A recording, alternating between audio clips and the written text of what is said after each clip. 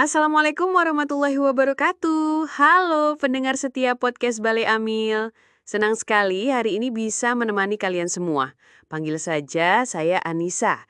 Podcast ini dibuat dengan AI dengan tujuan mengedukasi masyarakat tentang berbagai topik tentang zakat, infak, dan wakaf. Kali ini kita akan ngobrolin topik yang menurut saya penting banget, yaitu wakaf produktif. Mungkin sebagian besar dari kita taunya wakaf itu cuma tanah untuk masjid atau kuburan. Tapi ternyata konsepnya jauh lebih luas dan bermanfaat. Nah, sudah hadir bersama saya narasumber artifisial yang paham banget soal perwakafan. Kita panggil saja Pak Amil. Assalamualaikum, Pak. Waalaikumsalam warahmatullahi wabarakatuh. Alhamdulillah, kabar baik. Terima kasih sudah mengundang saya di sini. Sama-sama, Pak.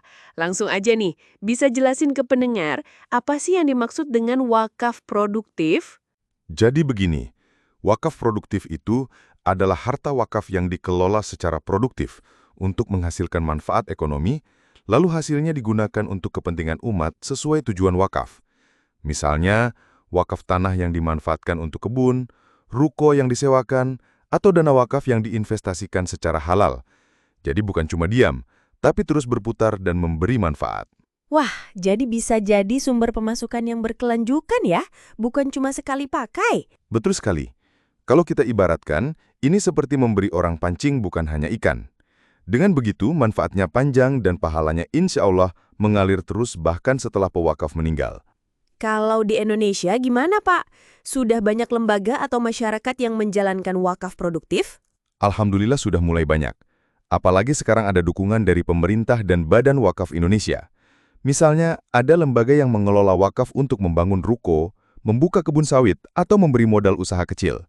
Tapi memang kesadaran masyarakat untuk berwakaf produktif masih perlu ditingkatkan. Berarti edukasi itu penting banget ya, supaya orang nggak mikir wakaf itu cuma tanah dan masjid. Iya, betul. Dan kabar baiknya, wakaf itu nggak cuma untuk orang kaya.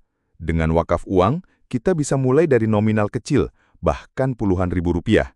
Yang penting niatnya ikhlas. Masya Allah, jadi semua orang bisa berpartisipasi. Nah, kalau ada pendengar yang mau mulai wakaf produktif, langkah awalnya apa nih Pak? Pertama, pilih lembaga atau nazir yang resmi dan amanah. Kedua, tentukan bentuk wakafnya, tanah, uang, atau aset lain. Ketiga, pahami akad dan tujuan penggunaannya. Dan yang paling utama, niatkan karena Allah supaya pahalanya berkah dan mengalir. Luar biasa.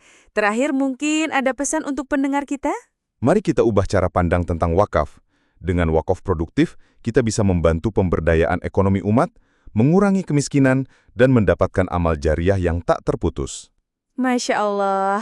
Terima kasih banyak Pak atas sharingnya. Semoga bermanfaat untuk semua pendengar. Amin. Terima kasih juga. Baik, pendengar setia, itu tadi obrolan kita tentang wakaf produktif. Jangan lupa, kebaikan kecil yang dilakukan bersama akan berdampak besar untuk umat. Sampai jumpa di episode berikutnya.